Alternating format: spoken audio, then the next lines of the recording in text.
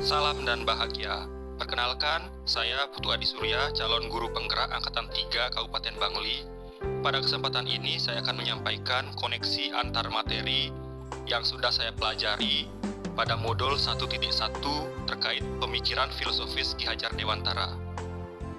Ki Hajar Dewantara adalah Bapak Pendidikan Indonesia yang juga pendiri Taman Siswa pada tahun 1922 sebagai cikal bakal perubahan radikal di bidang pendidikan. Ki Hajar Dewantara telah meletakkan dasar-dasar pendidikan nasional melalui pemikiran filosofis beliau yang sepatutnya dijadikan pijakan bagi seluruh stakeholder pendidikan di negeri ini. Ki Hajar Dewantara terkenal dengan 3 semboyan atau trilogi pendidikan yang menjadi jiwa pendidikan nasional Indonesia, yaitu Ing Arsusung Tulodo yang artinya di depan memberikan teladan, Ing Madye Mangunkarso di tengah membangun semangat, dan Tutwuri Handayani di belakang memberikan dorongan. Ada 2 inti dari filsafat Ki Hajar Dewantara tentang pendidikan. Yang pertama, pendidikan dan kebudayaan adalah hal yang tak terpisahkan. Untuk mencapai kebudayaan dan peradaban bangsa yang dicita-citakan, pendidikan adalah fondasinya. Yang kedua, pendidikan dan kebudayaan itu dinamis dan tidak boleh statis. Pendidikan dan kebudayaan harus terus bergerak sesuai kodrat alam dan zamannya. Kebudayaan itu beragam dan tidak ada yang sama, tapi tetap bersumbu pada esensi yang sama, yaitu nilai-nilai kemanusiaan. Begitupun dengan para anak didik kita, tidak ada yang sama dengan keunikannya masing-masing. Maka pendidikan itu harus memerdekakan dan berorientasi pada sang anak. Namun, perlu digarisbawahi bahwa merdeka bukan artinya bebas melakukan apa saja. Tetapi pendidikan harus tetap holistik dan seimbang, dengan menanamkan budi pekerti sebagai sumbunya.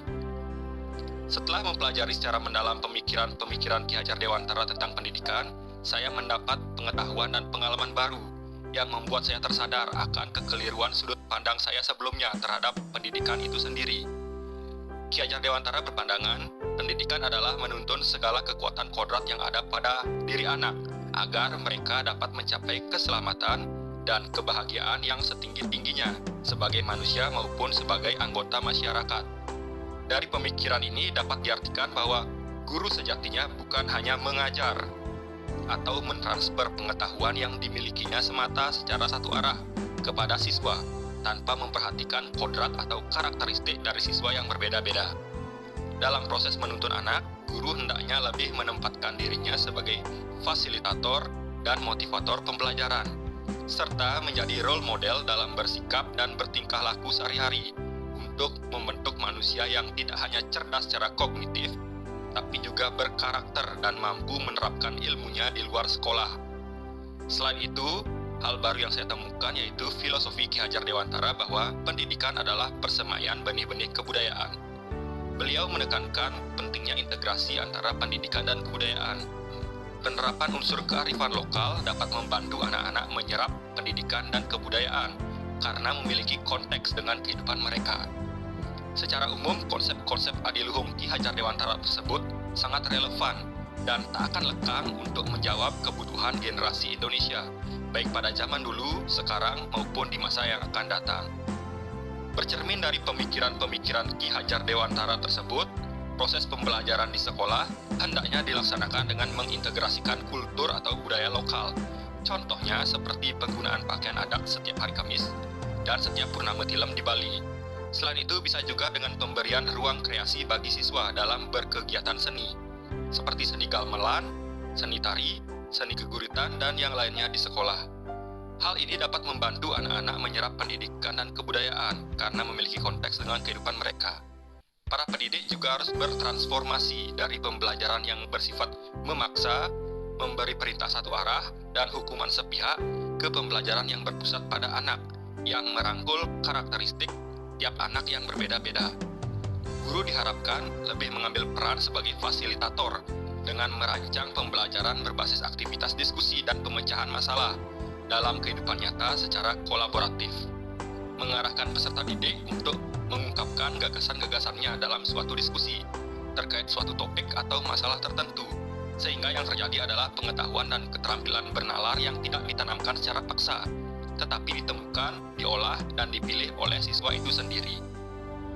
Sebelum mempelajari modul 1.1 tentang filosofi pemikiran Ki Hajar Dewantara, saya cenderung berfokus pada materi pelajaran saja, dan hanya mengejar ketuntasan standar kompetensi.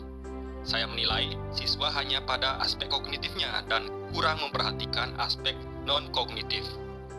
Saya berharap semua siswa pintar dan menganggap siswa yang tidak tuntas pada pelajaran saya itu malas belajar dan kurang berusaha. Saya hanya bisa memarahi anak-anak yang ribut, nakal, dan tidak bisa diatur ketika saya ajar. Saya kesal ketika ada anak yang saya suruh maju ke depan untuk berbicara, tapi tak sepatah kata pun yang keluar. Saya tak habis pikir, kenapa ada anak-anak yang selalu gagal memahami materi, padahal sudah berulang kali saya jelaskan. Saya juga hanya memberi materi yang sama, dan dengan cara penyampaian yang sama pula kepada anak yang saya ajar. Ternyata sayalah yang gagal mengenal mereka. Saya yang kurang peduli terhadap keunikan dan karakteristik mereka masing-masing. Saya yang kurang berusaha menjawab kebutuhan mereka yang berbeda, dan belum mampu menggali potensi yang mereka miliki yang masih tersembunyi. Setelah mempelajari modul ini, saya harus mengubah pemikiran dan perilaku saya dalam melaksanakan proses pembelajaran dari yang selama ini lebih berkutat pada mengajar ke proses menuntun. Saya tidak boleh lagi hanya berfokus pada materi di kelas, tetapi lebih menggali potensi peserta didik dan mengembangkan potensi yang dimilikinya untuk diterapkan dalam kehidupan bermasyarakat. Saya juga harus bertransformasi dari pembelajaran klasikal yang menyamaratakan siswa ke strategi pembelajaran berdiferensiasi yang mampu merangkul karakteristik anak yang beragam. Tak lupa juga menyelipkan unsur budaya lokal dalam pembelajaran sesuai dengan pandangan Ki Hajar Dewantara. Dan tak ketinggalan, saya juga harus mampu menjadi teladan, fasilitator, dan motivator bagi anak didik dengan baik sebagai upaya menerapkan trilogi pendidikan dari Ki Hajar Dewantara. Dalam rangka mewujudkan kelas yang mencerminkan pemikiran Ki Hajar Dewantara, hal yang akan segera saya terapkan yaitu pertama-tama saya akan melakukan tes diagnosis awal agar saya lebih memahami karakteristik para anak didik supaya bisa menyusun strategi yang lebih tepat dalam menuntun anak sesuai dengan kodrat alam yang dimiliki. Kemudian, mengintegrasikan games-games edukatif dalam pembelajaran sesuai dengan kodrat alam anak-anak yang masih suka bermain. Meskipun mengajar bahasa Inggris, unsur kearifan lokal juga akan saya insersikan. Misalnya dengan memberikan teks-teks bernuansa lokal, contohnya seperti legenda Danau Batur pada materi naratif teks untuk menghadirkan pembelajaran yang kontekstual dengan kehidupan mereka. Saya juga akan senantiasa berusaha memberi teladan kepada anak-anak baik itu dalam pelaksanaan tugas mengajar maupun dalam bersikap dan bertingkah laku untuk menanamkan konsep budi pekerti. Baik, sekian yang bisa saya sampaikan. Terima kasih atas perhatiannya dan mohon maaf apabila ada kesalahan atau kekeliruan dalam penyampaian saya. Sampai jumpa dan salam bahagia.